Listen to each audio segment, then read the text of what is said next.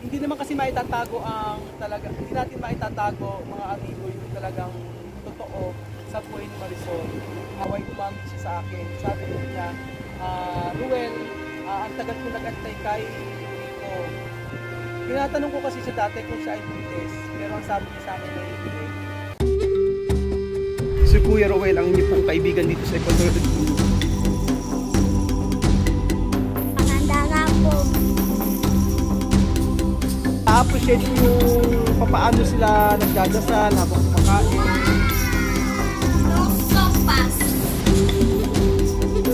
At ako ang inyong amigo dito sa Equatorial Guinea, Puerto Bata. Magandang hapon po sa inyo mga amigo, buenas tardes. Kumusta po kayo mga kababayan ko sa Pilipinas o saan man pong lupalop ng mundo o saan mang panig ng mundo o kung nasan man po kayo. Nandito lang po si Kuya Ruel, ang inyong pong kaibigan dito sa Equatorial Guinea. At ngayong araw po ay magkikita kami ni Marisol. Pupunta sana, galing talaga ako sa bahay nila Marisol, kaya lang walang tao. Tumawag ako and then sabi niya nandito rin siya sa may parke. Sabi ko sa kanya ay pwede pa kayo magkita kahit 30 minutes lang at mag-video. Ang sabi niya sa akin, sige pupunta na siya. Ngayon, alam niyo po ang intindi niya. Umuwi po siya ng bahay at andun daw siya ngayon sa bahay. Sabi ko baka pwedeng pumunta na lang uli siya dito. Malapit lang naman, mga 5 minutong lakaran. So antayin po natin si Marisol. Ito na po yung isa sa pinakaantay ko na talagang gusto kong gawin sa aming vlog dito sa kay Marisol, sa pamilya ni Marisol. Yun po yung intervene po siya at malaman po natin yung kanyang saloobin about sa kanyang buhay. So for the first time po ay sasagutin niya po yung mga tanong ninyo at mga pwedeng itanong para sa kanya. So antayin lang po natin si Marisol.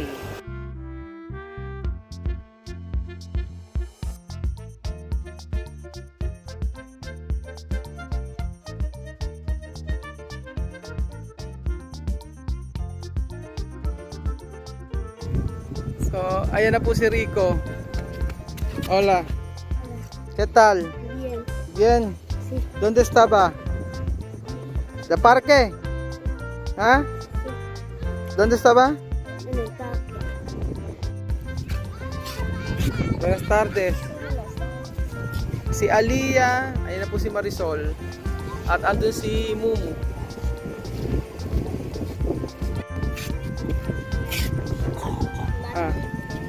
Maria, nagkasugat si Maria sa ilong, nahulog.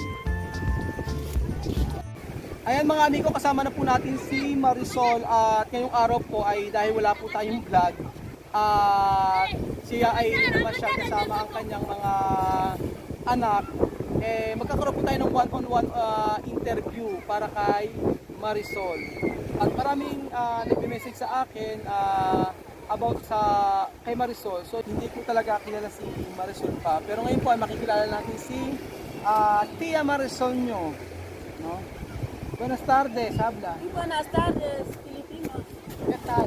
Estoy bien, estoy Marisol, ¿cuántas veces tu corazón palpitar con chicos? Yo tenía un solo chico cuando tenía. Solamente el papá de Rosita me ayudaba. Ajá. Me ayudaba a estar bien. Rico tiene amor. Ajá. ¿Qué edad antes tu parir con Asha? Asha es la primera, ¿no? Asha. Ajá. ¿No? Sí, la primera. Primera, sí. ¿Cuánto edad cuando tu parir? 16 años. Ay, ¿cuánto tu hermano y hermana? Todo. Sí, yo tengo muchos hermanos. Yo tengo tía, sus nietos. Yo no tengo papá, yo no tengo mamá. ¿Tú no tienes mamá, tú no tienes papá? No. ¿Quién esto está en cuánto más? Mi tía y mi tío. Tía y tío. Sí. Oh. Ang alam ko po mga amigo, ang nanay ni Marisol at tatay ni Marisol ay nasa Mencuantoma.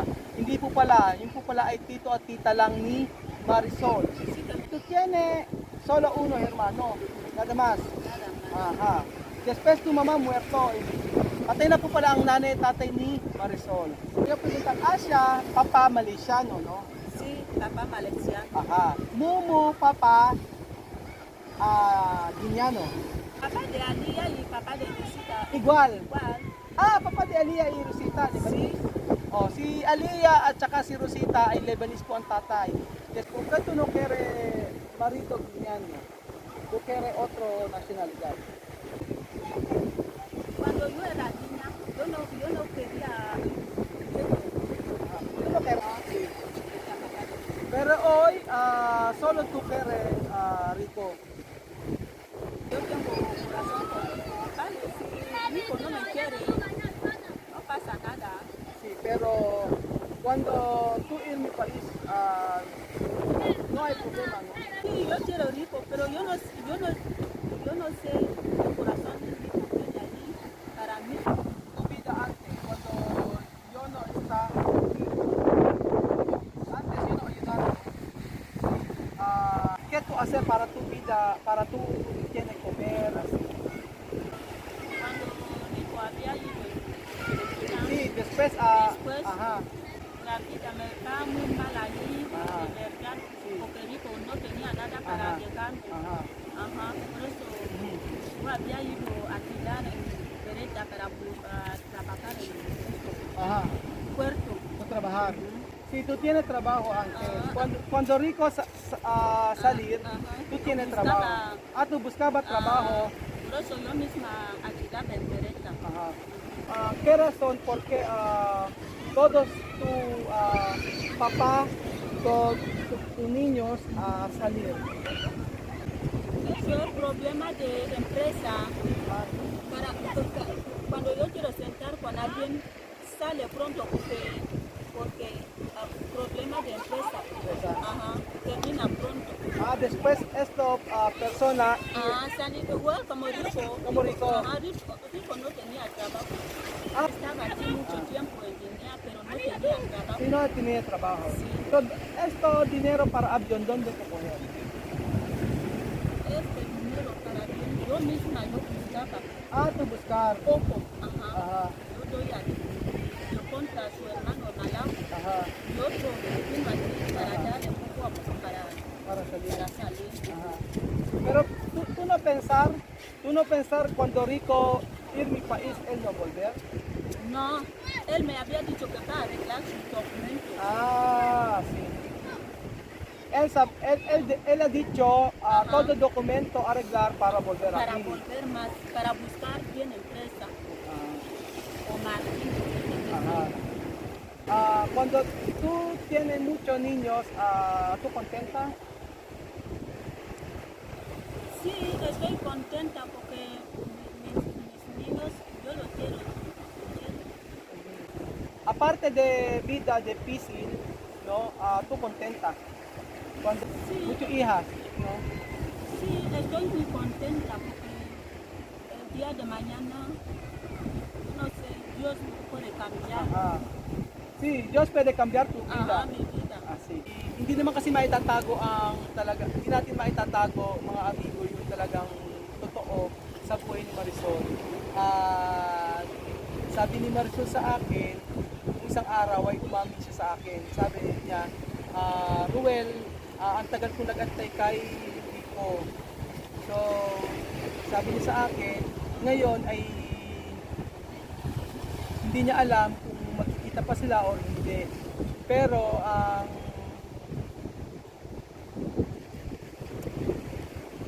tinatanong ko kasi siya dati kung siya ay buntis, pero ang sabi niya sa akin ay hindi. Ngunit noong isang araw, siya na mismo umami sa akin dahil niya hindi niya pwedeng itago ang katotohanan. Marisol, no? Otro día, no? Antes, yo preguntar kung cada hoy, tú has dicho, no, ¿por qué tú mentir esto? No, porque esto embarazada, sí, yo estoy embarazada. Estoy embarazada porque no toda cosa así que yo voy a llamar a Robert. Toda cosa, cuanto más. La vida es difícil. Robert no puede venir todos los días. Por eso una mujer, ¿cómo yo puedo hacer?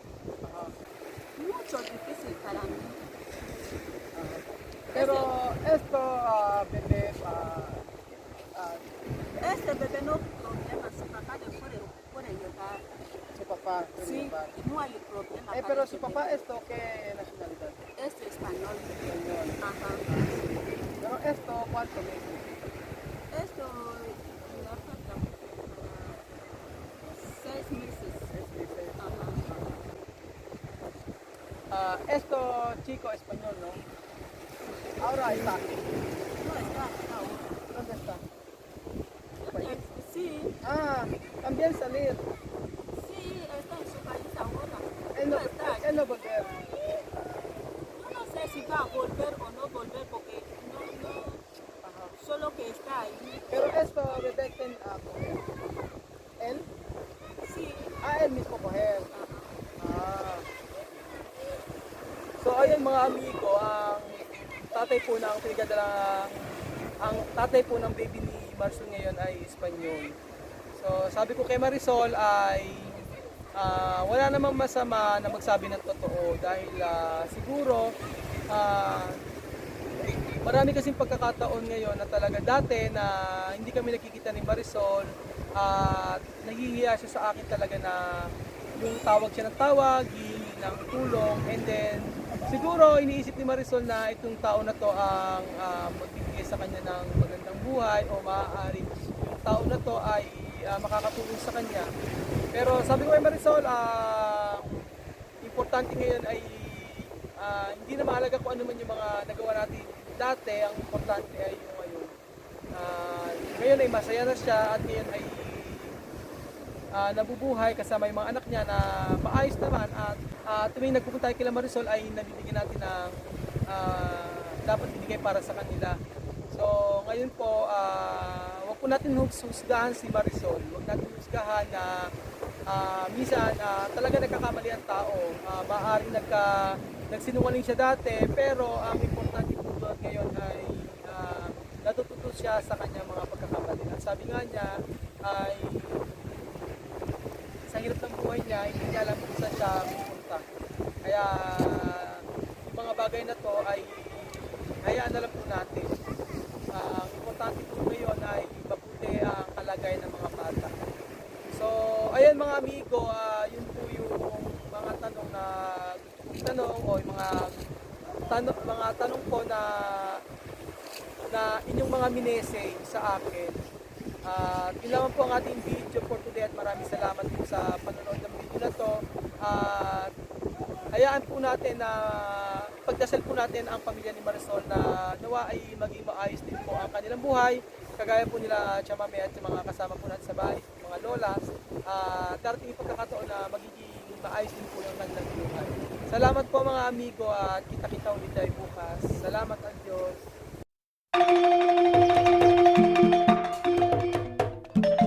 Na-appreciate ko yung paano sila nagdadasal.